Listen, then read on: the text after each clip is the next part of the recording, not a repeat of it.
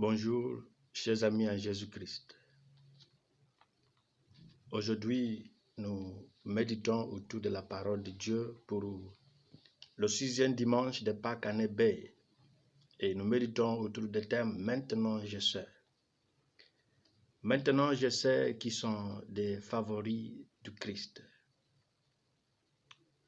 Maintenant je sais que l'élection, la profession de notre foi, même l'ordination, ne nous fait pas simplement ou forcément les favoris de Dieu. Mais il nous faudra des pas de plus vers la mise en pratique, malgré notre faiblesse, malgré notre limite, malgré notre infidélité, mais le pas vers la mise en pratique, en application de la parole de Dieu. Et nous méditons autour des Actes des Apôtres, chapitre 10, 25 à 48. 1 Jean chapitre 4, de 7 à 10. Et l'évangile de Saint Jean, chapitre 15, versets 9 à 17. Maintenant je sais. Dans une église structurée comme la nôtre, vous trouverez toujours deux groupes de personnes, les anciens et les nouveaux membres, les jeunes et les personnes âgées, les heureux et les tristes, les priants et les observateurs, les fidèles engagés et les lâches, où le Dieu comprendra. Le sauveur d'âme et de tueur d'âme, ceux qui travaillent pour le bien-être de leur pasteur et ceux qui travaillent pour la chute spirituelle et physique de leur pasteur. Les membres qui tendent les pièges aux autres et les membres qui brisent les pièges et qui sauvent. Cette longue liste et interminable nous explique en grande partie comment chaque chrétien a accueilli la bonne nouvelle de Jésus-Christ. Et ce qui nous fait voir deux sortes de croyants d'une seule et même sainte Église. Alors que certains se glorifient des longues années vécues comme membres de l'Église, d'autres se glorifient de la rencontre authentique qu'ils ont eue avec Jésus. Alors que certains souhaitent et disent et soutiennent que le baptême est un certificat d'accès au ciel sans les autres efforts post-baptismaux pour gravir l'échelle de la sainteté. D'autres soutiennent que le baptême est un agrément divin qui accorde la grâce qui mène à la vie éternelle. Autrement dit, le baptême simplement n'est pas suffisant. Il faudra la mise en pratique de ce que, grâce au baptême, nous avons reçu. Alors que certains utilisent la carte d'identité chrétienne le jour et celle de la loge secrète la nuit. D'autres professent Jésus et lui seul le jour et la nuit. Alors que certains aiment et apprécient la parole de Dieu quand il accuse les autres, mais l'attaquent lorsqu'il les accuse. D'autres prient et soutiennent et souhaitent que la parole de Dieu sonde leur vie au quotidien pour une meilleure vie menant à la vie éternelle. Tandis que certains pasteurs pèsent le troupeau du Christ pour le Christ, d'autres le livrent à la destruction en échange d'argent, de pouvoir et d'entreprises mondaines.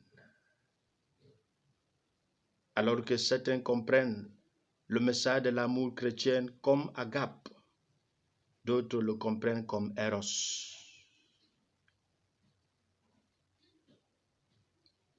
Alors, qui sont les amis de Dieu? Les amis par élection, les amis par baptême, les amis par affiliation. Les amis de Dieu, ce sont ses amis grâce à la crainte de Dieu. La parole de Dieu, dont la célébration d'aujourd'hui ne s'intéresse pas aux théories théologiques, mais à la vie chrétienne pratique. La même parole de Dieu que j'ai entendue et qui m'a énervé contre le prédicateur C'est aujourd'hui la même parole que Corneille le païen et sa famille à accueillir. La famille l'accueillir et a été remplie de l'Esprit Saint sans même l'imposition des mains ni de baptême. De nos jours, avec notre baptême, notre confirmation, notre ordination, notre profession religieuse, et pour certaines, même après l'effusion du Saint-Esprit, nous ne sommes pas toujours touchés par la parole de Dieu. Aujourd'hui, Pierre arrive à cette prise de conscience lorsqu'il disait « Je comprends maintenant, je comprends vraiment maintenant que Dieu n'a pas de favoris, mais que quiconque de quelque nationalité qu'il soit le craint et fait ce qui est juste et acceptable pour lui. » Acte 10, 34 à 35.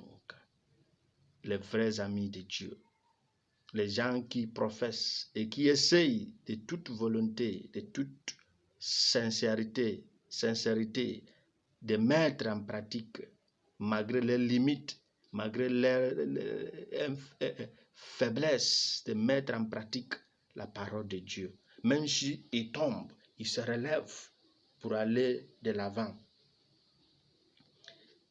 À titre d'instruction, permettez-moi de dire que l'expérience de Corneille et de sa famille, ça veut dire l'acceptation ou la réception de l'Esprit Saint avant le baptême, nous aide à comprendre pourquoi l'Église accorde des funérailles chrétiennes à un catéchumène qui meurt avant son baptême. L'accueil du Christ par le rite de l'élection a déjà permis au catéchumène de s'engager. Dieu possède une âme lorsqu'il y a une braise d'amour et de désir pour Dieu. Cette braise d'amour et le désir de Dieu, comme nous le savons, est toujours une force active qui lance l'homme dans une action de foi décisive. En bref, l'Église nous enseigne ainsi, et je lis, je cite, « À partir de ce moment, ça veut dire le moment de l'élection des catéchumènes, l'Église embrasse les catéchumènes comme les siennes avec l'amour et la sollicitude d'une mère.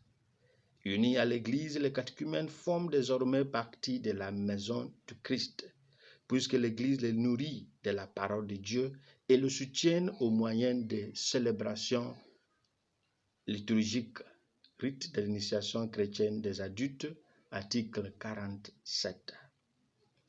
Celui qui meurt pendant le catéchuménat reçoit un enterrement chrétien. Si nous observons la citation ci-dessus, le facteur soulignant est que le catéchumène est déjà placé sous le régime spécial de la parole de Dieu qui les nourrissait avant sa mort. L'Église a préparé un menu spécial pour le catéchumène, le menu de la parole de Dieu, ce qui transforme. Quand cette parole a transformé la vie de Corneille et ses enfants, même avant qu'ils ne reçoivent le baptême. Donc, c'est un engagement. Je suis d'accord, je m'engage, même si je n'arriverai pas à la fin. Par ma foi, je crois que là où je vais, il aura la vie éternelle. Et disons que l'élection ne suffit pas simplement d'être prêtre, religieux, religieuse. Il nous faudra quoi? La mise en pratique de la parole de Dieu. Et selon la tradition de Saint Jean, faire la volonté de Dieu, c'est obéir à ses commandements. Et ses commandements, c'est l'amour de Dieu et du prochain. Les pauvres et les riches, sales ou propres, vilains ou beaux, instruits et illettrés, de mon ethnie ou d'ailleurs, musulmans, chrétiens, animistes, bouddhistes, hindouistes, je dois les aimer sans imposer ma foi sur eux. C'est l'amour du prochain. Pour conclure, permettez-moi de vous dire que l'amour chrétien est missionnaire. Il implique un mouvement d'en aller vers. Jésus n'est pas resté à la tête de Dieu, dans la Sainte Trinité, en disant qu'il aime le monde. Jean nous dit que Dieu a tant aimé le monde qu'il a envoyé son Fils. Il avait un mouvement vers l'humanité déchue pour démontrer cet amour. Il a pris chair, un signe d'identification avec le monde déchu pour pouvoir le libérer. Et c'est pourquoi Jean témoigne lorsqu'il disait « Ce n'est pas vous qui m'avez choisi, mais c'est moi qui vous ai choisi et établi afin que vous alliez et que vous portiez du fruit et que votre fruit demeure. » Jean 15, 16. En d'autres termes, il est venu nous rencontrer dans notre état brut pour une transformation. Si nous voulons aimer comme Jésus, l'évangile de ce jour nous invite à demeurer dans son amour. Et une fois nous sommes dans son amour nous transforme. Nous devenons des amoureux missionnaires.